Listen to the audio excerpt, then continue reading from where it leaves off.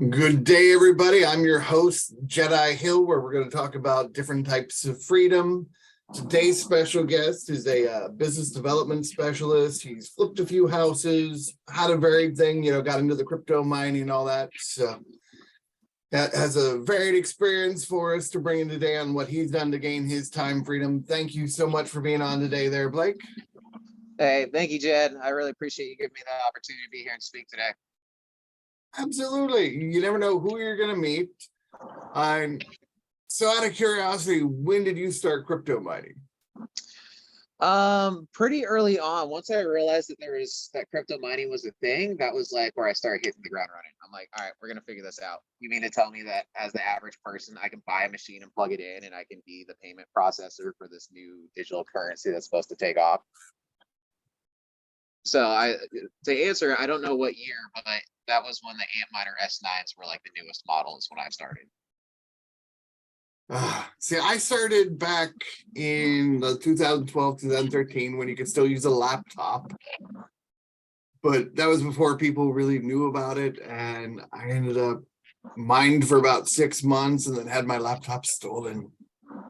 Oh, fun. So I have no idea how many hundreds of Bitcoins I ended up losing on that one. Oh, man. I chalk it up to those people that like paid like 10,000 Bitcoin for a pizza. It's like, Yeah. if you just waited a little bit longer, dude. Yeah, that's funny. I see so many people have stories like that. Like I got a lot of buddies in the space, and I've heard just some crazy stories about lost wallets and things like that. And a laptop got stolen or is all on there. Honestly, I haven't replaced my phone in the last 3 years, and it's it probably should have been replaced because I have the wallets and things on here. Hopefully you got hard handwritten backup too.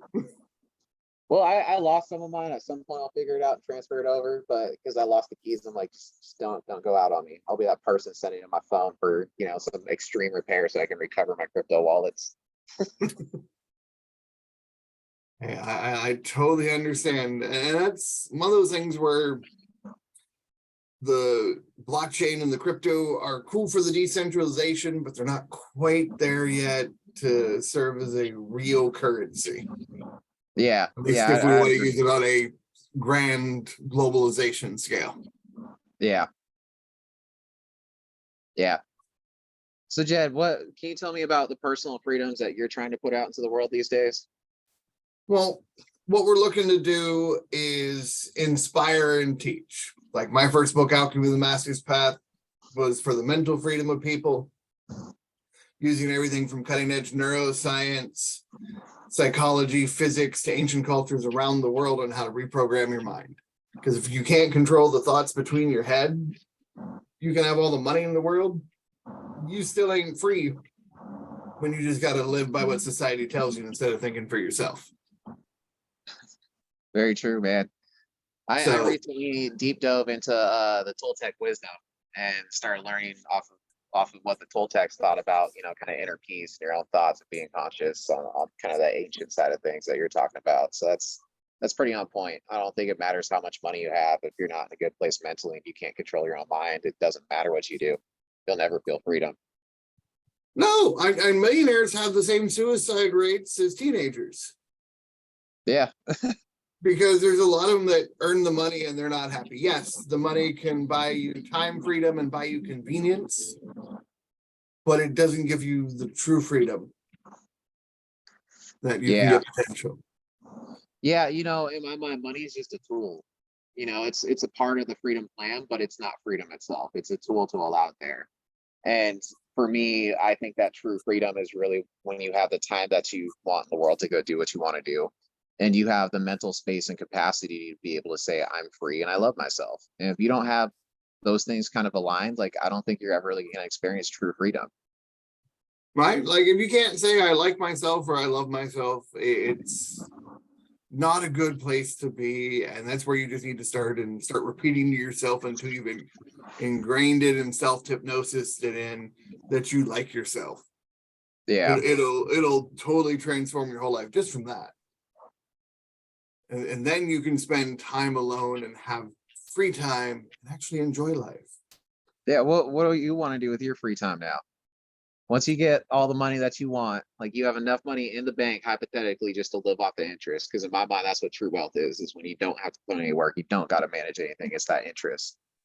See, I can't see myself as ever stopping to work, but I have chosen, conscious choice here to exert my free will to build free independent countries, extend the shorelines with, floating little blocks that are in pending stage, so we can build floating platforms and actually have a truly tax-free country. The map behind me, you can see the little lines around all little countries. That is their exclusive economic zone. And outside of that, on the open seas, is considered where we still have freedom on this planet. That's pretty cool. I was wondering about that map behind you. Yeah, so you have all your different countries. Each country has about a 200-mile line from their shoreline. That is their exclusive economic zone for fishing and other things for patrolling. And, the free areas are in between. I know for New Atlantis, we're looking to go in here between Sri Lanka and Indonesia in this little gap here. And then the other one here in between Bermuda and Bahamas, about 500 miles off the coast of the US. So if I'm getting this right, you want to use those little, can you hold those things back up? You want to build a nation of freedom out of that. Oh yeah. How did you come up with that? Oh God. That one, I did a traditional Native American vision quest. And for most people in school, you're into the Toltec wisdom, the Four Agreements by Don Miguel Ruiz. Yeah, I just finished that book this morning. So what we did is you had to go down to water for a week. So no food for a week. Then they put you in a sweat lodge to dehydrate you, which is in their mind purified you because you sweat out all the toxins. And they throw you in a cold lake or river to rinse you off. You're now purified. After that, you go into the woods, draw a circle around you, and for 4 days, no food, no water, you pray for a vision. Okay. And yours was little foam pellets to make a free nation? It was. I saw the path of where humanity can go. Yeah. Initially, I rebelled against it. I'm like, no way this is possible. But I had already started to study physics and calculus and everything else at that point in my life, and keep diving deeper into the engineering and figuring all the little ins and outs. And it's like, ooh, not only is this possible, it's plausible. We can do it. The technology exists. We have things like desalination plants already where we can split the seawater into saltwater brine and freshwater. There's all kinds of wave energy and everything else. So it's like we can produce what we need. Yeah. And, if you've ever read Atlas Shrugged or seen the movies, I think of Galt's Gulch as a safe haven for creators where they can build without the government red tape, without the taxes interfering. And imagine how far we could advance medicine, science, capitalism without government red tape, slowing everything down and creating monopolies. Yeah, I mean, I have to agree with that to an extent here. That's a really big vision. I think the vision for myself personally is health, wealth, education, and prosperity. And health, is on the forefront of that. I haven't done too much in trying to deep dive into it, but that's something that I want to get into later in life, is being able to fund advanced medical researches and working with the right research centers in order to take on challenges that I think are ignored. But I'm not there yet. Yeah. I've had the luxury of talking to some of the top scientists in the stem cell fields. It's like they can literally extract stem cells from your bone marrow, grow them in a petri dish, and then with different hormones, vitamins, minerals, get them to transform into any type of cell you want. So they can literally regrow your liver from your own stem cells. Yet this technology is being suppressed in the US. Like imagine, you need a heart transplant. and you can have a heart grown in a lab that's actually your heart cells. Yeah. You know, change out a few organs, make sure you got plenty of minerals for the bones, and you know, you could double to triple the life expectancy of humans just by replacing a few organs.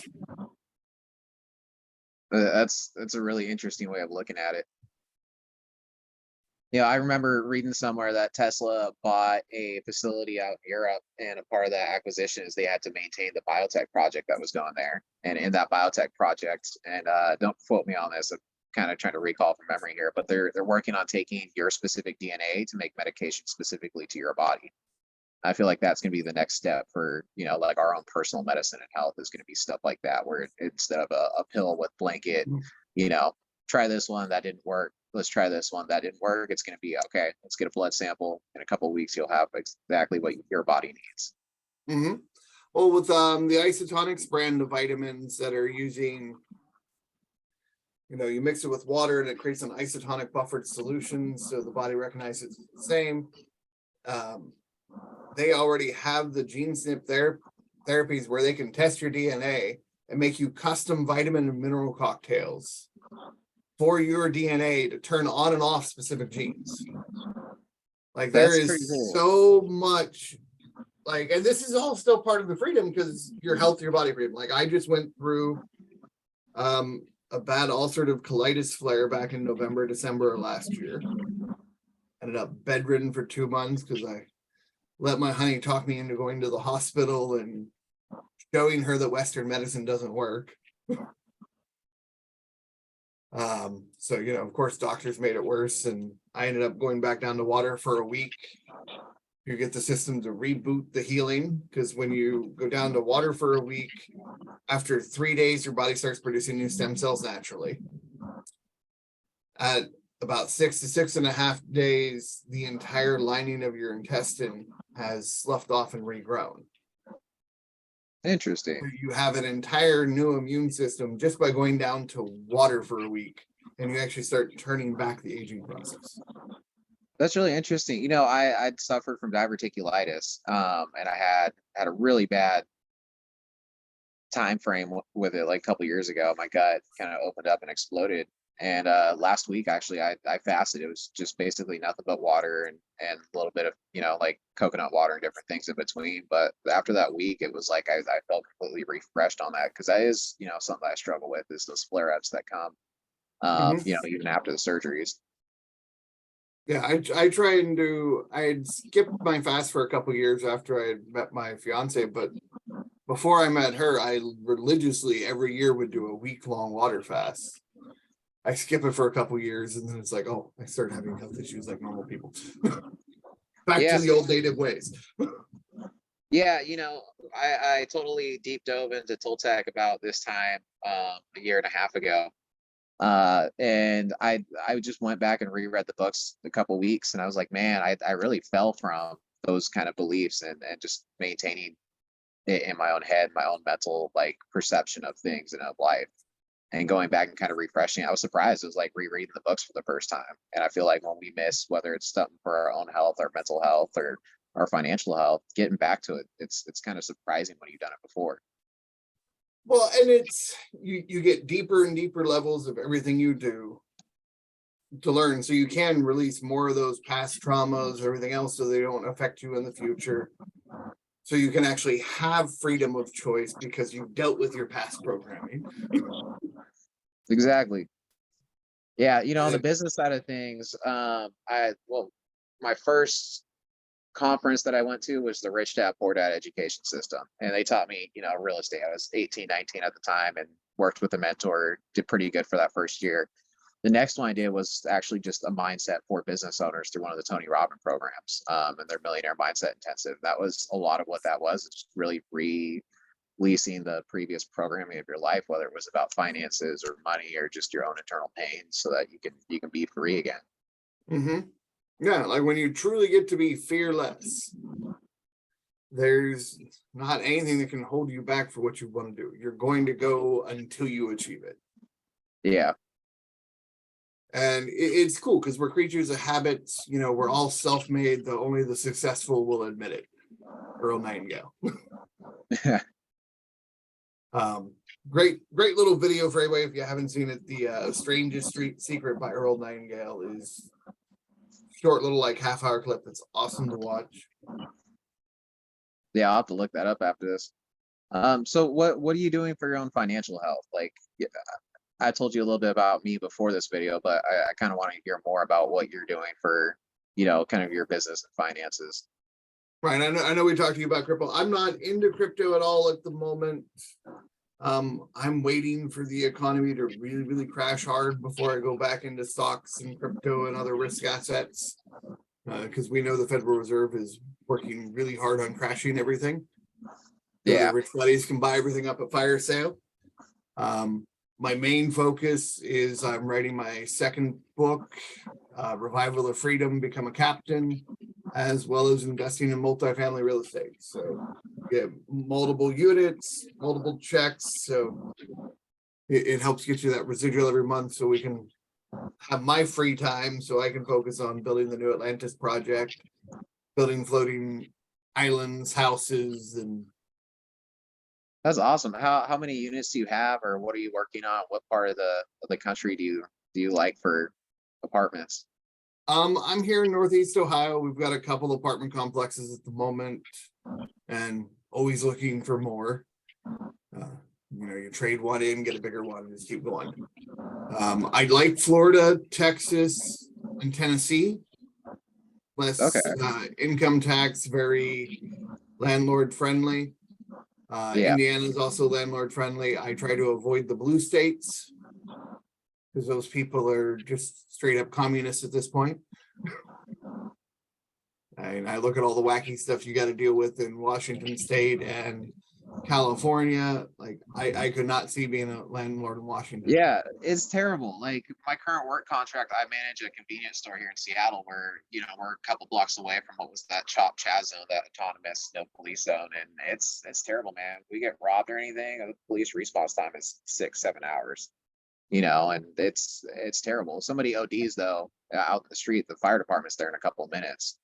But they've really restricted the police from being able to like police when it's needed.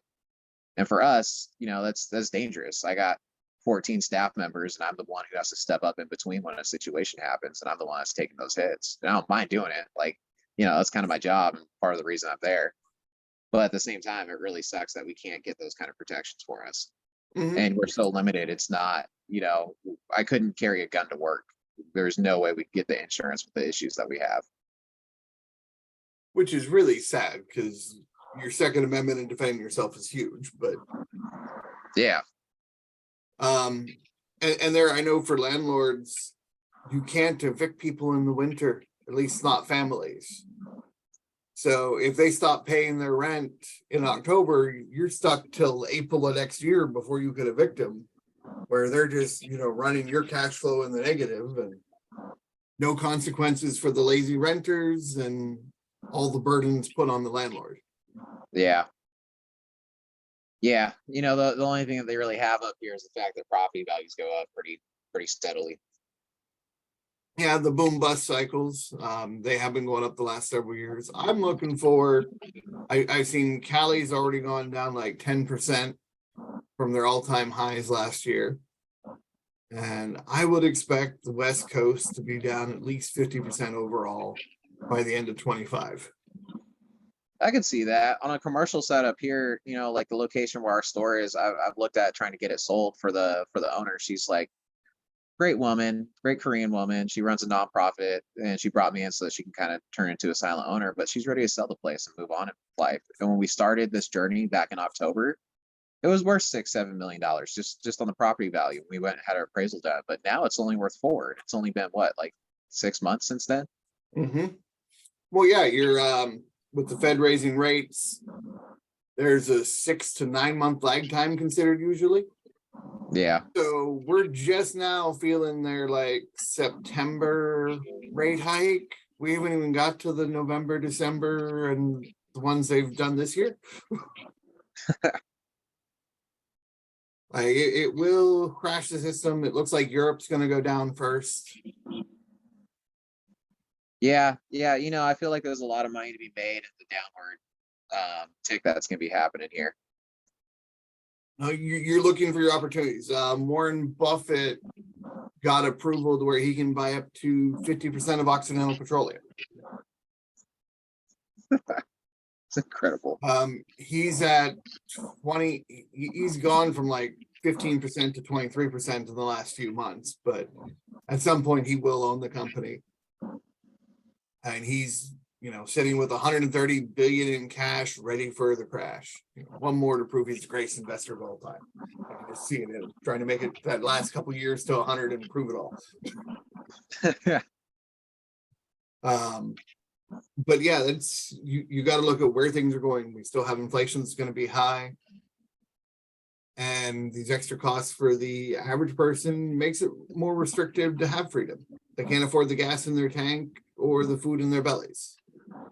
Yeah, it's kind of sad to watch on the opportunity side of things. Like that was one of the reasons why I started this last company that I started, is we saw that there's opportunity and there's people that are very well educated and being able to capture money on the downward swing of the economy. And I personally, I didn't quite understand it up until recently, but we were able to find people that have proven models and form a company and lease those models from them and be able to offer that outwards towards the average person. Because it's like, if you don't get educated in this, you're just never going to know. You're always going to be at the will of whatever the economy is doing. And if your money is sitting in your bank account at 3% interest in like a top savings account, you're not even going to meet the rate of inflation. Like you got to find better investment models and tools to get ahead, let alone just to grow beyond what these means are. You make a good point. I'm the official inflation somewhere between 5 and 6%. If you use shadow stats to look back at how inflation was calculated in the late 80s and early 90s, we're looking at somewhere between 12 and 15% inflation. Yeah. For the real numbers. So it's like, if you're making 3%, you're losing 12. Yeah. Yeah, I completely agree. And there's the other side of this. I know you come from crypto too, so you've probably seen this, where it's like all these retail investors, or they saw it in a Facebook post or TikTok, they hop into a new crypto project because it's like SafeMoon was one of them, and it skyrockets, and everybody makes money in the first 30 days, and then it crashes after more people. Yeah, exactly. We've seen that cycle happen time and time again. And so in my quest for kind of financial freedom, I was trying to find a model that didn't crash, and there were some key point indicators I was able to kind of internally develop over the last couple of years. Is I'll hop into a project if it's like the beginning of it. Most of those really high paying ones, they crash in 100 days, even if they're promising a lifetime. Mm-hmm. And so as long as I could bet that I would make my money in the first 100 days and I put it in, I usually did okay. But in trying to find a proven model, like now, whenever somebody comes to us with a new investment idea, I say, okay, well, show me 4 years without loss. And if they can't meet that, then it's not something I look into anymore. You're trying to mitigate your risk as much as possible. You miss the potential unicorns, but as long as they've tried to do everything possible and they have a solid track record, it's like, cool, all right, then we can definitely look at offering this to our clients, and we can look at doing it ourselves. If it's on its way to being proven, it's like, okay, well, let's circle back once you have that 4 years of track history. Mm-hmm. And I understand where we're coming with that. Like, I know finding, partners in that for an apartment complex is easy because there's enough people that have made millions and millions off of apartment complexes. It's a proven thing. When you're getting into developing new technologies and things, people are a little more hesitant. They want to see it first. Yeah. Yeah. And there's so many roadblocks and things that you just don't predict on the development side. I've seen some amazing ideas that could just never get off the ground. A couple of years ago, I was out in Guam and I was working. I mentored. That was my first experience in business as a teenager. I dropped out of high school and I went up to the college and I mentored under my father, who was at the Small Business Development Center. And we came across a guy that made saliva test strips for TB that could test within minutes. And when we tried to take it to market, there was so much pushback about, the countries that really need this. Testing alone creates more jobs, and it would do more economic harm to have a rapid test than it would to actually have, something that can tell them right away, hey, you got TB. Yeah, it's amazing what things end up going and what things don't. And Yeah. then you have things that are a complete accident that becoming a hit that we use every day, like a paperclip. Yeah. I just twisting metal in a specific way. It's like, oh, this actually works for something. It was a mistake for something that was supposed to become a spring or whatever, but it still became something very useful. Yeah. Yeah. You know, I think in business, a lot of times it's kind of a bouncing target. Like you can make all the business plans and you can try to go according to it, but it's such a bouncing target. Regulations change. Your goal might change because you accidentally did something like made a paperclip. Yeah, and you just got to keep going. And there is a bit of luck. I've always heard that, luck is when preparation meets opportunity, and we live in the land of opportunity. Yeah, I'd have to agree with that. So Blake, thank you for coming and having this conversation. What's the best way for people to get a hold of you? Right now it's just on Facebook, Blake Crawford. You'll see me at Hillcrest Market under my name. It's a store that I'm currently working with and doing my best with. Beyond that, I'm still working on getting the social media side of things set up. I'm starting to deep dive into AI for business consultations. We're going to start rolling out our website here in the next couple of weeks, and I'll probably follow up with you on that. We'll have another discussion on what that looks like and how we take AI into businesses to replace time-consuming tasks and tasks that people just don't want to do. The AI is going to be an interesting one for sure. And most people's jobs, I expect 50 to 80% jobs to be gone in the next 10 years. I would say it's Actually, probably more by than that. 20 to 30. Yeah. Part of it is going to take time to build all the robots before you can take everybody's job. Honestly, I think we're here. It's just piecing them together. There's no, like on a phone, if you have an Apple or an Android, like you can do anything through the phone. When it first came out, it's like, here's a blank screen that you can turn into anything. And AI is about at that point. With the new GTP4 release, we just gave it eyes and ears. And so the fact that it now has senses, we're just a couple months to years away from it being able to replicate humans in the workplace. Oh yeah, once they just released in Denver, Colorado, the first fully automated McDonald's. Not that I'm a fan of McDonald's by any case, but it's still kind of cool. No cooks, no orders, no nothing. It's all done with a computer. Yeah, and that's where we're gonna go. And I think on my side as a business developer, I would be stupid not to try to jump into that, be on the leading edge of it. I feel like new technologies and new industries, they kind of come in this first wave that a lot of people try to ride. And then you have the second and the third wave. So in cannabis, it was, oh my God, it's legal. Let's all get into it. Then the second wave was, oh my God, it doesn't make as much money as we thought. I need help. And that third wave was the wave of stability and consolidation amongst people who figured it out, and the people who didn't, selling out to them. So I think we're going to see the same thing in AI. It's going to be a huge shift, and you can be either on the money making side of it, or you can be left behind in it. I definitely agree. And that's where, that universal basic income and versus figuring out how to have your own freedom. Yeah. Are you going to be a slave to government, or are you going to build something creative that makes a difference? So, thank you again so much, Blake, for coming on. And everybody, make sure you like and subscribe. We'll have more videos coming up here in the future. Awesome. Thank you, Jed. Thank you guys for watching today. I appreciate it.